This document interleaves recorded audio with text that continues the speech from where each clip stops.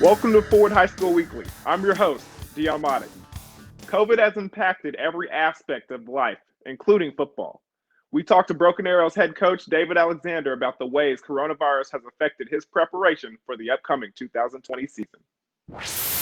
With the COVID-19 running around, I mean, what are some of the biggest changes that you've noticed within the program and, just practice in these earlier stages? Sure. Well, the biggest changes have not been so far in practice. I mean, we're doing some things in practice we'll get to, but it's really been about the before and after practices, right? Trying to have meetings. We haven't had the whole team in a team meeting yet in a building. We've had a couple in the stadium, and that's really difficult for me. It's difficult to get all the information out to every kid at one time. Our position meetings, we've kept them below, less than 15 minutes, wearing masks in all the meetings, doing all that stuff. That's been the biggest change. At practice, it's tough with the masks. But we're all sacrificing a little bit so we can have a season, so we can play football games. And all our kids are getting used to it. It was a struggle the first 4 or 5 days. But you get the kids into a routine, just like everything else. You get them into routine, going to first hour class. You get them in the routine of, meetings start at 2 and practice starts at 3 and all that. So they're getting used to it.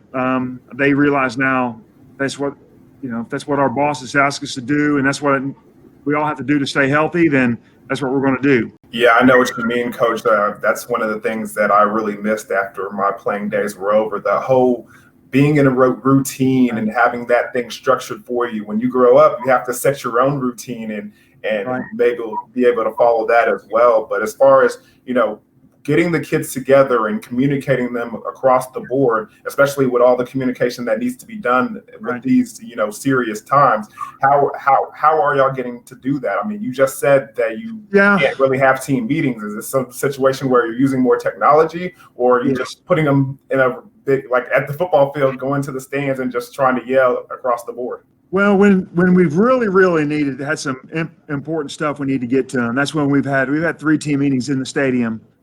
And because we're going to be out there for 20, 30 minutes. So we've put them in the stadium and separated them. For just little things, time changes for meetings, or, hey, remind them about a lifting group or such stuff, stuff like that. We've still done the technology, we're with Remind, and we've used the social media platforms, Twitter and Instagram, to get information out. We've made sure this year, everybody is in a group. Every player's got a phone number and an email, and a parent has got a phone number and an email in a group somewhere, so we can get that information out to whether it's sophomores, juniors, seniors, whether it's linebackers or offensive line.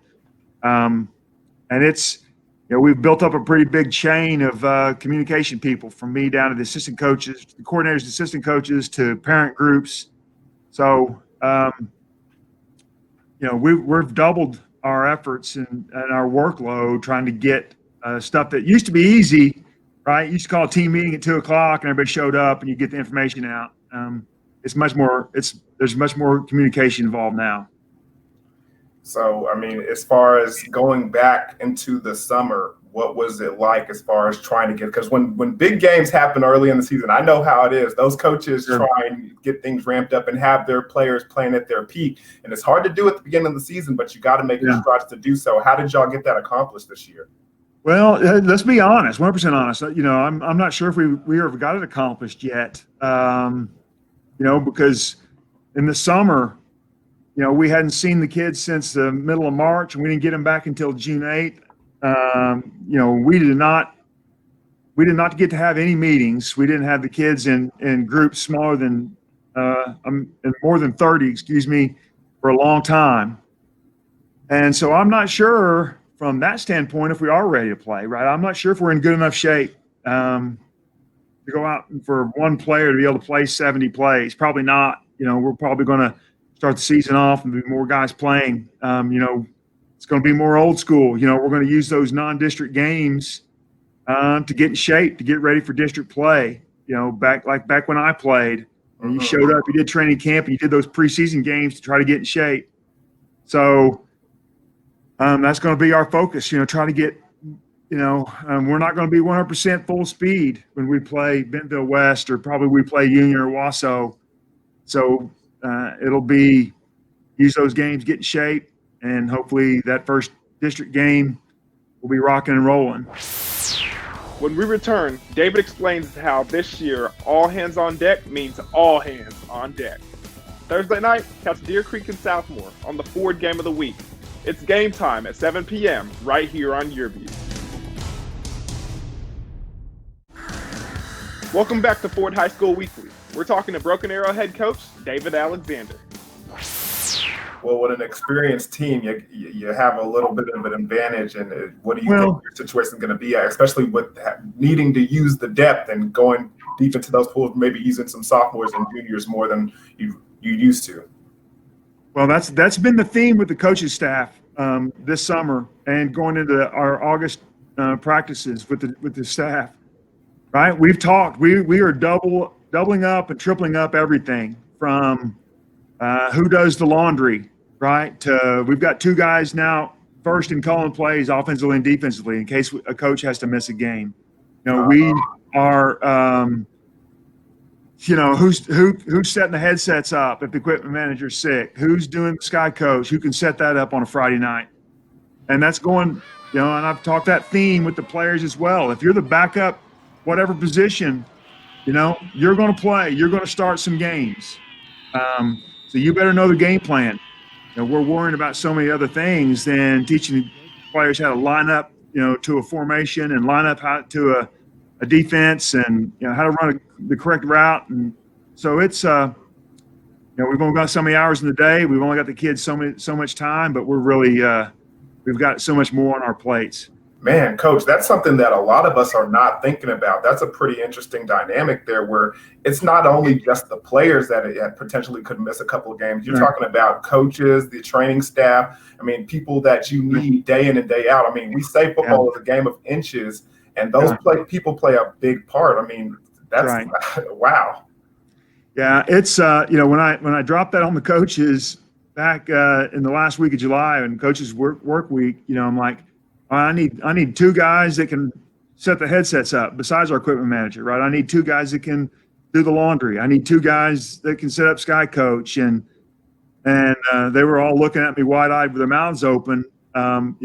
As coaches, that some of these guys that have been around coaching a long time, now all of a sudden it's just a different world we're in. If a coach misses a game, they're not falling off the face of the earth, that we can Zoom and we can do game plans and all that stuff, but they're not going to be there on Friday night to make quick decisions. So, things are different. Coach, with you being one of the leaders in the coaching game as far as high school football in this state, is that something that's being communicated across the board with other head coaches and stuff, or is that just a little advantage that y'all are keeping for yourselves? No. I know we like to make it out as a rivalry, and it is a rivalry, but Coach Frederick and I have, we played together at Tulsa. And, Coach Blankenship, I've known him for 30 years. So we communicate. Now, we're not talking about X's and O's and special plays we put in, but we are talking, we are bouncing ideas off each other. Coach Frederick and I talked quite a bit that last week in July about practice structures and being able to get a practice done with, half your team at a time and doing different things. So, we're all going through this for the first time. There is no perfect game plan for this, or that we know of yet. So we're all trying to figure it out. I want Union and Jinx and Owasso to have a full squad, and I want us all to be healthy and be able to go play football games. It's great to have, in the newspaper, Coach Blankenship, and Coach Alexander facing off. But really, it's really about the football players having the experience of playing on Friday nights and getting the season in. So that's the number one goal for all of us. Coach, that's pretty cool. I know how competitive you guys can get, especially being a former athlete myself. So you always want to find any way to win. Yeah, we all want to win. Yeah, we all want to win. Yeah, but at the end of the day, to have the kids be healthy is the main concern. It's good to see that's being communicated across the board in the state of Oklahoma. Right. Yeah. Well, appreciate that. Right. Yeah. There's no doubt. Right. Coach Blankenship and Coach Alexander we play on Friday night, by gosh, we're going to do whatever we can to win. But I want to win with. I want to be able to suit up all their kids, and also wants to be able to try to win with Broken Arrow suiting up all their kids, and we want those kids to have that experience to be able to talk about for their next 25 or 30 years or 50 years of their life, right? When Ford High School Weekly continues, Coach Alexander will give us some Tigers to keep an eye on this season. And you can check them out Friday night on the Ford Game of the Week. Union heads over to Broken Arrow for a little neighborhood battle. Game time is at 7 p.m. Friday on Yearview.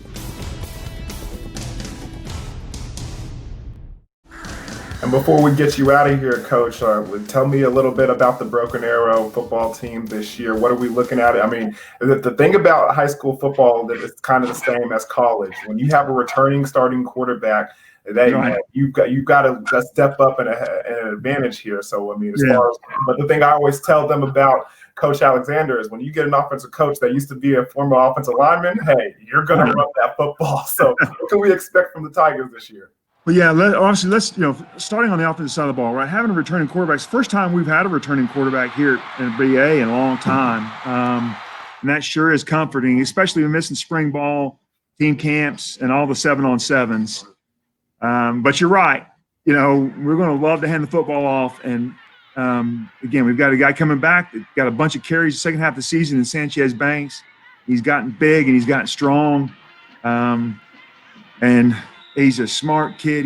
He's special in the pass protection, which we're going to throw the ball deep. We're going to run the football. We're going to throw it deep over the top of you. And so we're going to need 3.5 seconds to throw the football, and he's going to be pretty special there.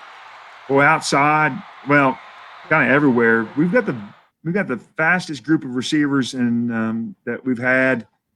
We've got a couple guys who are going to burst on the scene. You guys just need to write these names down. We got Robert Spears Jennings playing one side, and J.L. Talley playing the other side.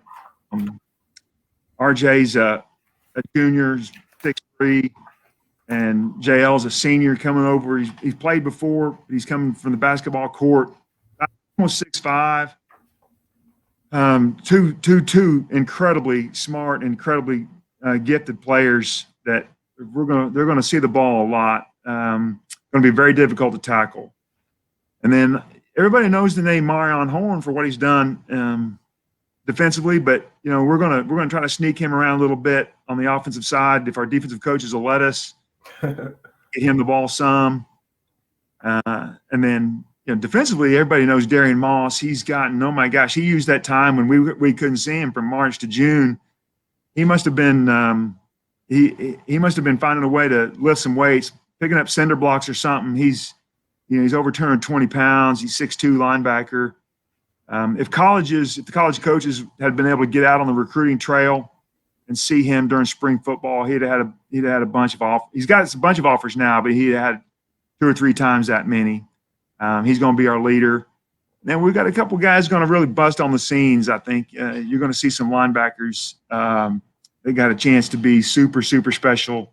And Buddy Mack and Dietrich Moore, those two kids are great minds for football, and they are super, super explosive. So those are some of the names you're gonna hear a lot from the Broken Arrow Tigers.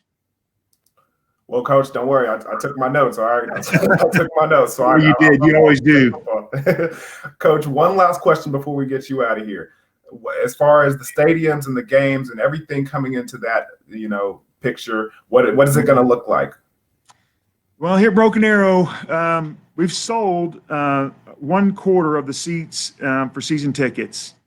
After that, every player, coach, cheerleader, Tigette, and Pride member will get tickets for their families to come in and see.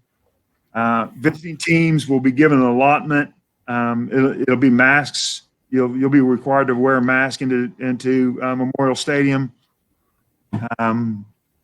Families will be able to sit together, but there'll be distancing between families, and it's going to be different. But we're going to get to play, and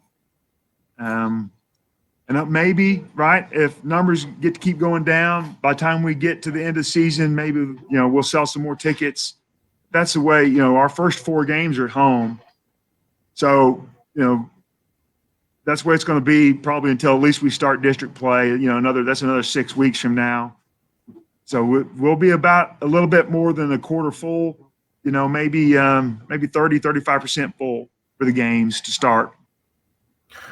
Well, I'm sure the players are going, as much as it's not talked about, I'm sure the players are going to actually kind of love that, because one of the things that's the hardest thing to do when you're over there in warm-ups and before the game, it's so hard to find mom. It's so hard to find it. So they're going to be able to spot, oh, that's my family section. Hey, Mom. All right, let's go kick off this football game. Sure. Oh, yeah, that's a great positive, man. I appreciate you looking on the positive side. Usually have such a great crowd here. It would be nice to have 10,000 people here when we play Union like we did last year. But the thing we're looking for on the positive side is we are going to get to play Union home. So we'll just, hey, we're going to line up, we're going to play, and the 2,500 or 3,000 people that are here, we're going to need them to make as much noise as they can make. So there will be fans in Broken Arrow. Yes, there'll be fans in Broken Arrow. It'll be quite a bit different than the past years, but we're gonna have some people there. Thank you so much, Coach, for having us today. It was a privilege talking to you, and good luck on the 29th. Thank you. I appreciate it. I love talking about the Broken Arrow Tigers. Records are made to be broken. Next up, Chris Sackett tells us about a record still standing after more than 30 years. Check out yourview.com/OK for more Oklahoma high school sports content. Well, guys, welcome back. We're going to be talking to my man, Chris Sackett from Weoki Credit Union. And as much as we like to talk high school sports, I mean, back in the day, me and you used to play a little high school sports. Yeah, I had the privilege of doing some kicking back in the day. I started out, I was a scrawny little soccer player, and the spring practice of we were doing spring soccer practice, and the head football coach, Reen Huckabee, came out to soccer practice and said, "Hey, some of you soccer players should come out and kick field goals for me this next fall." And I was going to be a senior. I was a junior at the time, and I was like, you know what, that'd be kind of fun. And so a good friend of mine, Joel Penwright, he was like, "Oh yeah, Chris, you can do it." So that summer we would go up to the old Yukon High School and kick, and I could do it pretty good. I wasn't too shabby. Kicking a football is not too far off from kicking a soccer ball. And I played soccer since I was 5 years old. So towards the end of July, I was like, okay, I'm going to do this. But I decided when I go out for it, I'm not going to quit. I'm going to do it. So okay, let me stop you there, because this is a question I have to ask, and something that I always love asking football players. The first time you put on the pads, I know you were practicing in the summertime getting ready for it, but the first time you actually put on the pads, the shoulder pads, the helmets, how was that experience? Dude, that's so funny you say that. It wasn't so much the pads, but you don't realize your vision in a helmet is so, I mean, you're looking through tunnel vision. Yeah. It's like you don't realize it. And that's the thing. I was like, oh wow. So I would go through and kick, and I kind of turned a little bit of heads. They were kind of, okay, this Sackett kid, he's got a little bit of a leg. And so it was a warm, late summer evening, September 11th, 1987 to be exact. Dion, you probably weren't even born when this happened. Can't say that I was. Okay. We were playing Choctaw out there, and they were like, all right, field goal team, get ready. And I was like, I grabbed my tee. It's a 2-inch rubber tee, ran out there, put the tee down, and marked it off, and did the deal, kicked it. It was good. And the whole summer, my friend Joel Penwright was telling me, all right, Sackett, the Yukon record's 44 yards. You can break that. I'm like, Joel, I don't care. I just want to make the team. I don't care. I don't want to break the record. I just want to make the team. And so after that kick, it was 47 yards. I'm running back. The sideline's going crazy. And they're like, you broke the record. And I'm like, no, did I? But it really didn't hit me until we're driving back home. We ended up losing, by the way, to the Yellow Jackets. And getting back home on the bus. And, when you're on the bus and you lose, it's stone quiet. It certainly is. So I had my headphones in, turned down loud because I don't want to get yelled at. Hey, kicker, turn your headphones down. Anyway, and then it hit me. I was like, I broke the school record. Holy cow. So that was, it's one of those great life lessons, Dion, not to get sentimental or whatever, but it's truly like you have an opportunity. Kids, if you're listening, if you have an opportunity, you go out and take advantage of it. I mean, I was a skinny soccer player. I had no business being on the football field. A little bit nervous, probably a little bit scared if you want to get honest. But I was like, I'm going to do this. And it really taught me a good life lesson is that, sometimes in life, you don't know if you should do it, but you know what? You really should. And it was one of the best things that ever happened to me. It was a lot of fun playing football. I'm glad that you were able to embark on that journey. Sometimes it all is like we need a volunteer, and sometimes you just got to raise your hand and say, That's what right. the hell? That's right. Well, Yep. Chris, thank you for joining us this evening and telling us a little bit about your past and all the great things that you've accomplished. And hey, claim to fame, always got that record. That's right. It still holds after 30 plus years. Maybe one of these days I'll see it get broken. So records are made to be broken. That's right. That's right. Maybe that record will get broken on the Ford Game of the Week when UConn and Moore meet on September 18th on YourView. This week, catch Deer Creek and Southmore Thursday night in Moore. Then Friday night, Union and Broken Arrow will meet at Memorial Stadium in Broken Arrow. Game time on the Ford Game of the Week will be at 7 p.m. Thursday and Friday night. Remember, only the best come to Ford High School Weekly. Thank you for watching, and until next time, I'm your host, Dion Amate.